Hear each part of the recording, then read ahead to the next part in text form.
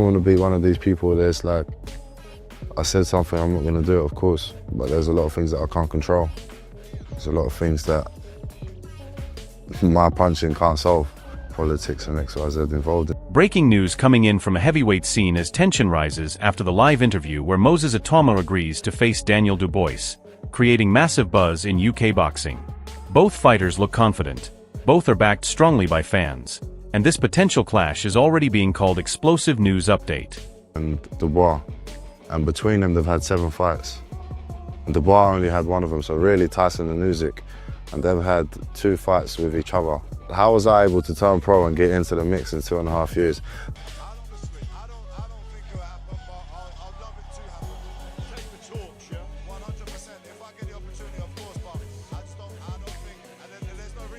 Moses Atama opens up about his growth under Ben Davison, admitting he has evolved massively as a fighter. He reflects on past performances and suggests earlier mistakes cost him an even more dominant KO run. Now with better boxing IQ, he believes he is fully ready for elite-level challenges like Daniel Dubois. I don't beat myself up about it because I just didn't know. It's only like now that I've recently moved to Ben Davison, I've actually really like kind of got the wider aspect of boxing. I've learned a lot more.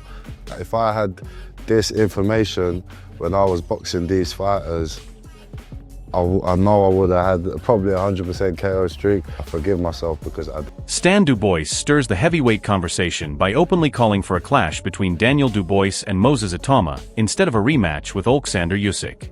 It shows full confidence in Daniel Dubois and respect for Moses as a rising force. This kind of call-out adds real heat to an already explosive UK heavyweight picture. Stan, before you go, do you want to see him fight Alexander Usyk again? No, I want to see him fight this giant. I don't mind fighting, but congratulations. So what do you think of the fight?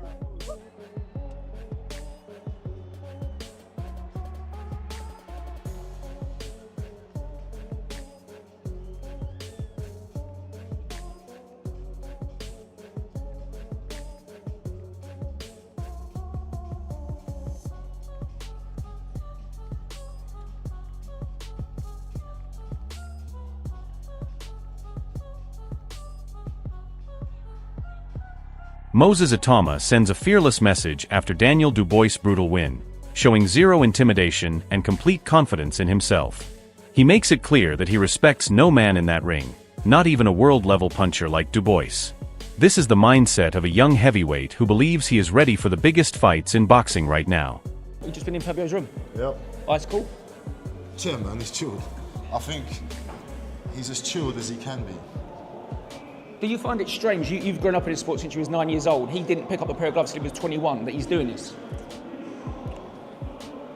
Nah, man, it's heavyweight boxing. I mean, it's one punch. One punch can change everything, and Fabio seems to keep doing it over and over again, isn't it? But even being ice cool, you know, you've been going to tournaments all around the world. You're used to this. He was working in an office. And I think that's what makes it, I guess, takes a lot of pressure off his shoulders, because he's already very much overachieved from what people expected him to do. So I feel like he might think that everything that now he achieves could be a bonus, you know? Even though you're a younger man than him, when you're in those little moments with him, do you say anything to him? You got any advice? Nah, I don't. Me, he's a world champion. What do I got to give advice? He should be giving me advice. Has he given you any? Nah.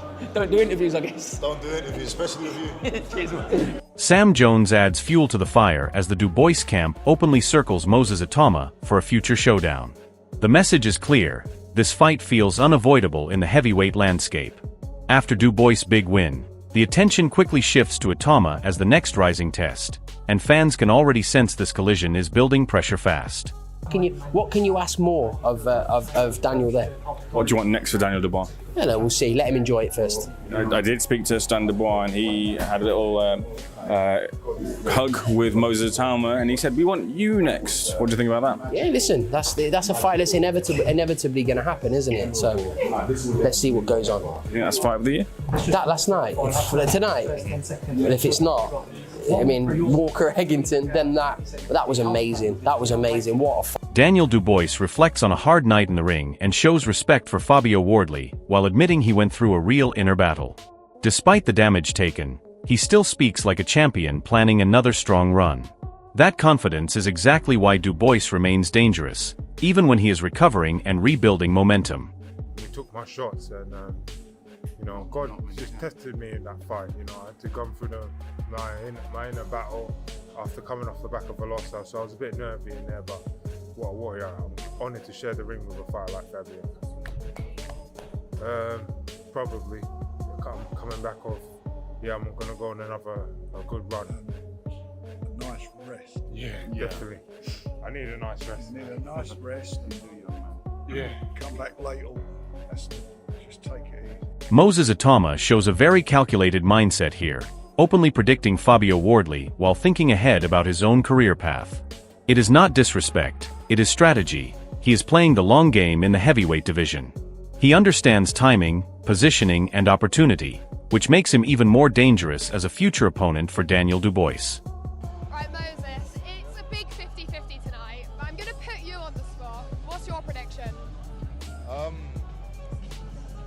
I think Fabio's going to win. I want him to win, and I think that's probably where my money's going to be. More kind of selfishly because it puts me in a better position. And round? I think it's going to be an early fight. Yeah, I think it's going to be an early fight. I think regardless, you can't have two big punches like that and not have an early fight, you know? And the question on everyone's lips is, are you fighting the winner? I won't be fighting the winner, no. But if Fabio wins, it puts me in a better position. Why won't you be fighting the winner? I don't know how to properly media train to answer this question. I'm trying to give like a political answer, but I just don't have one. Nah, it's kind of things that you can't control outside the ring, and we've kind of got a plan if Fabio does win, which is tasty. So yeah, like I said, I'm very much rooting for Fabio. Don Charles gives a strong vote of confidence to Daniel Dubois, suggesting he can handle the new wave of heavyweights including Moses Itauma. It highlights how highly Dubois is rated in the current scene, with belief that his power and experience still give him the edge. But the debate remains open as Atama continues to rise fast. Yeah, so if you put him in against Daniel Dubois? Good question and hard question. Who brings and implements their game plan on the night? It would be a very tight fight. All the current live heavyweights who are coming through, Daniel still. Derek Chisora backs Daniel Dubois as the clear favorite, pointing straight at his world champion status and proven power at elite level. He still respects Moses Itauma, but believes experience and pressure at the top level gives Dubois the edge. This is classic heavyweight talk where belief in championship experience outweighs raw potential. Who do you think wins between Dubois and Atama?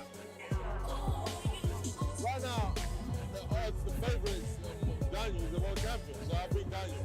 Yeah, but we know Atama how he is. But the era of Ben Davis is down, fellas. Get it right.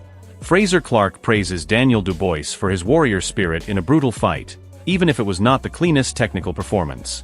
He highlights how Dubois showed real grit, surviving tough moments and learning from the knockdown. That improvement mindset is what keeps Dubois dangerous as he continues evolving into a more complete heavyweight contender.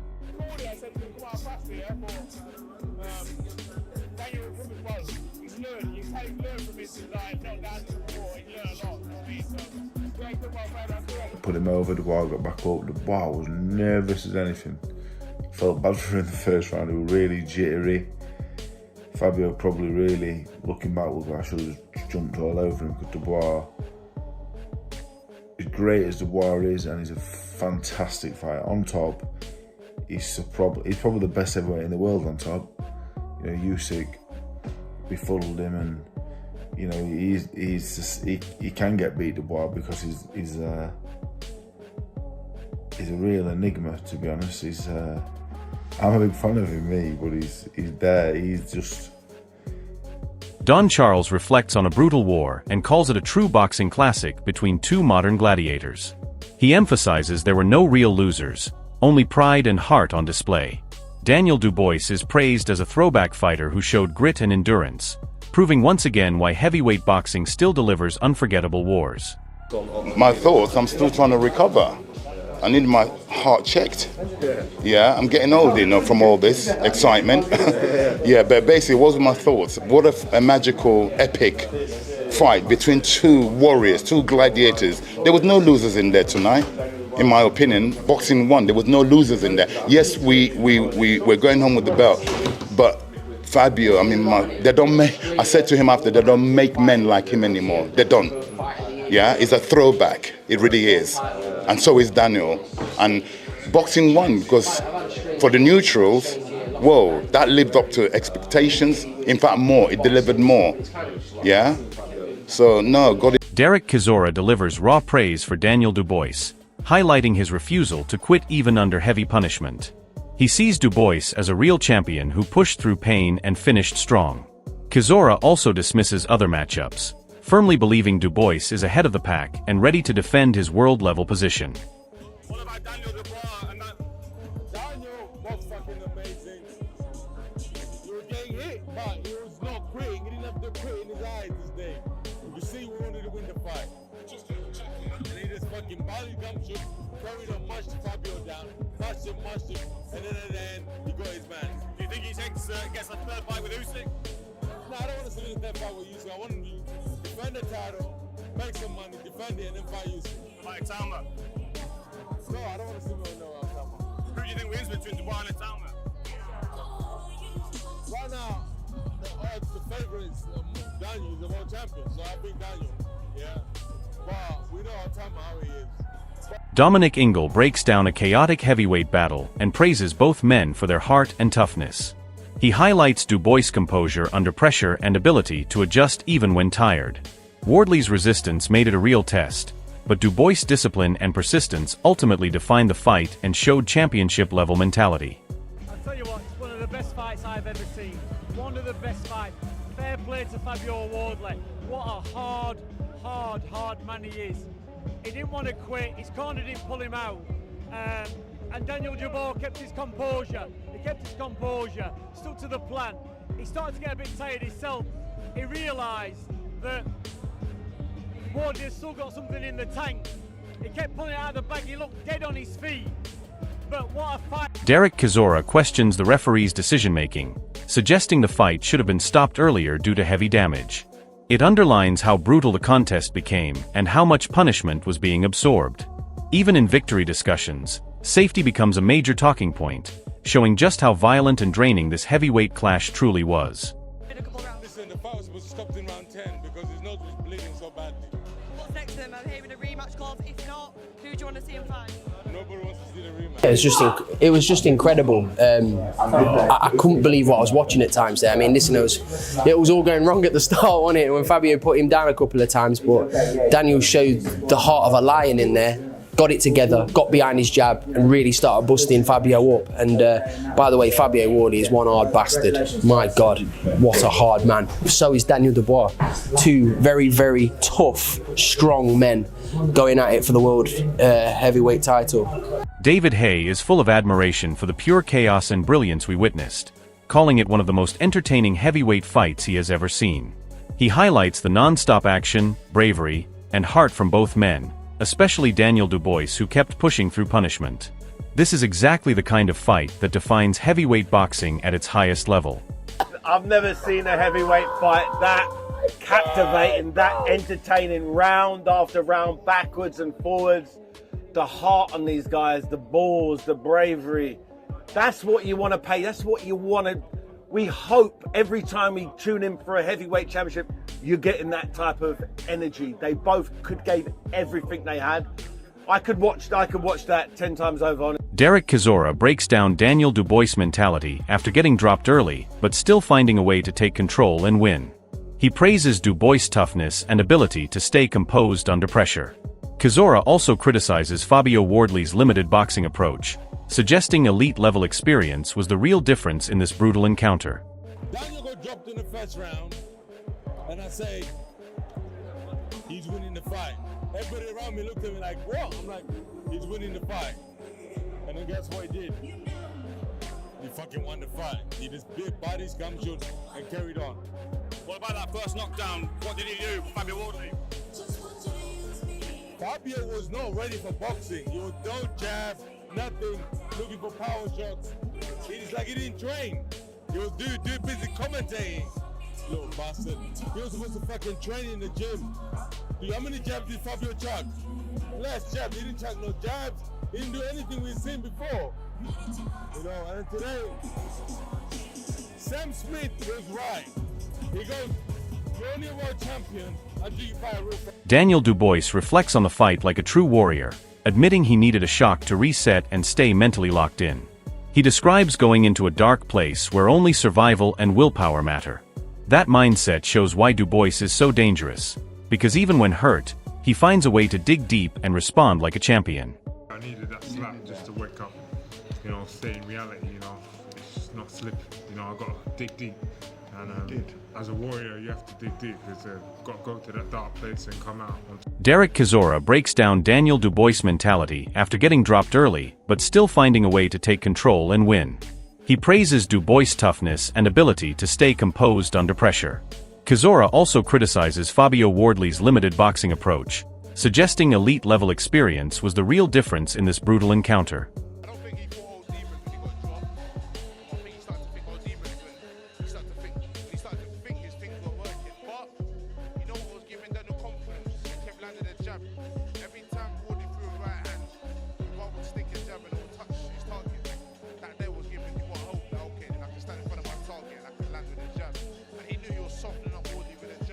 This fight has now turned into one of the biggest talking points in heavyweight boxing, and the stakes are getting higher with every interview and every reaction.